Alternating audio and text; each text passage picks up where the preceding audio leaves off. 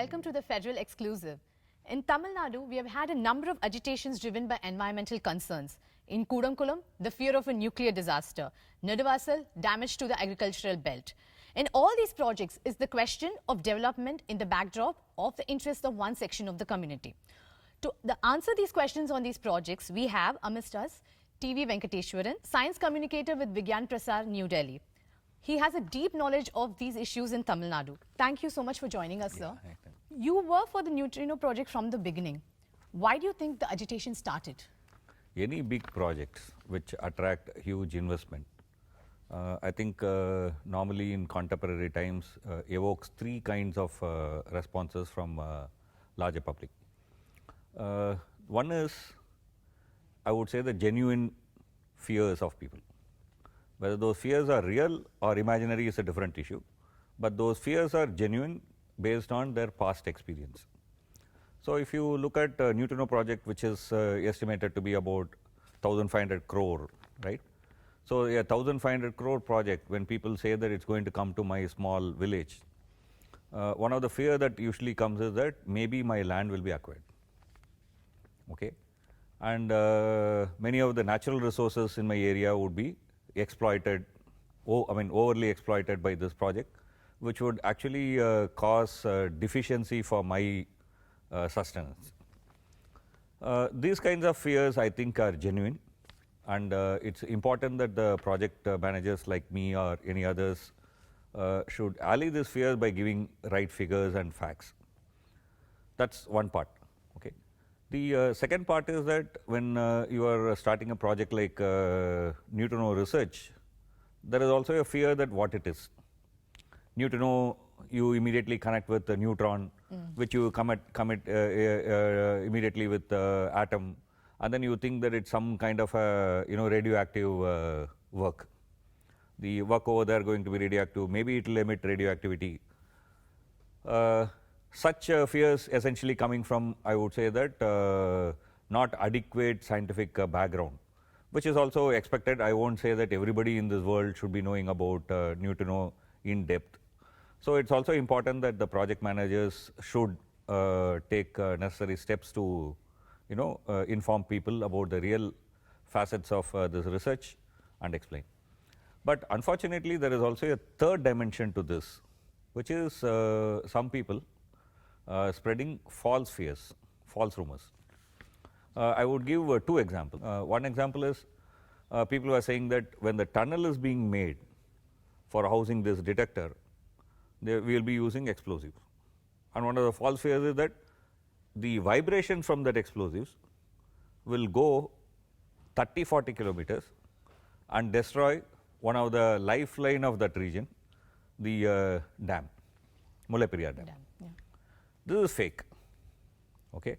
The second is that this sensor will attract neutrinos from elsewhere because it's a huge magnet. That's what the sensor is largely made up of.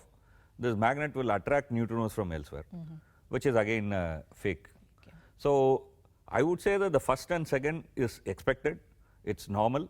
Even you and me will also do it in a different scenario. I may not do it with the neutrino because I know about neutrino, but I may have similar kind of fears about other things.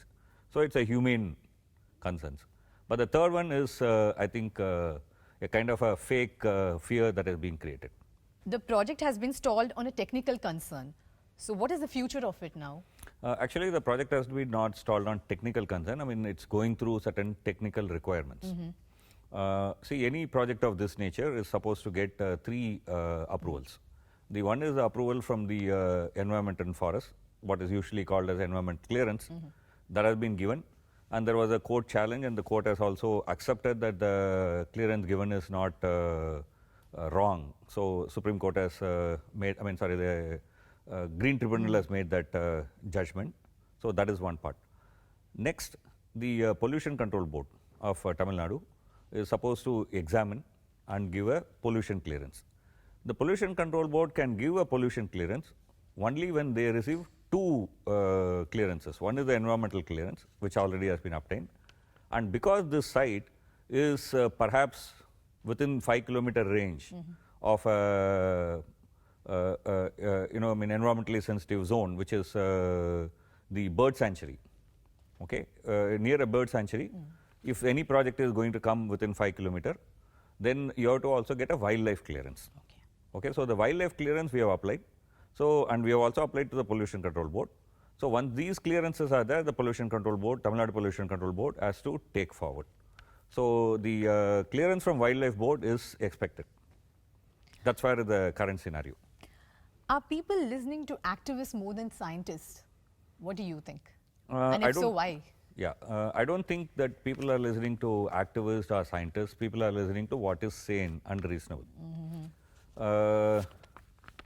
I won't also actually make this distinction as activists and scientists. Okay, so there are multiple views which are expressed by different people, and ordinary people are listening to all of that. And I'm sure. I mean, I have faith in democracy and innate intelligence of people. They make intelligent choices.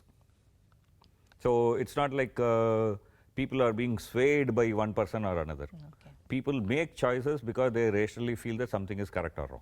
While I say this about people, I may have to say on this media that media, I think, is not playing proper role.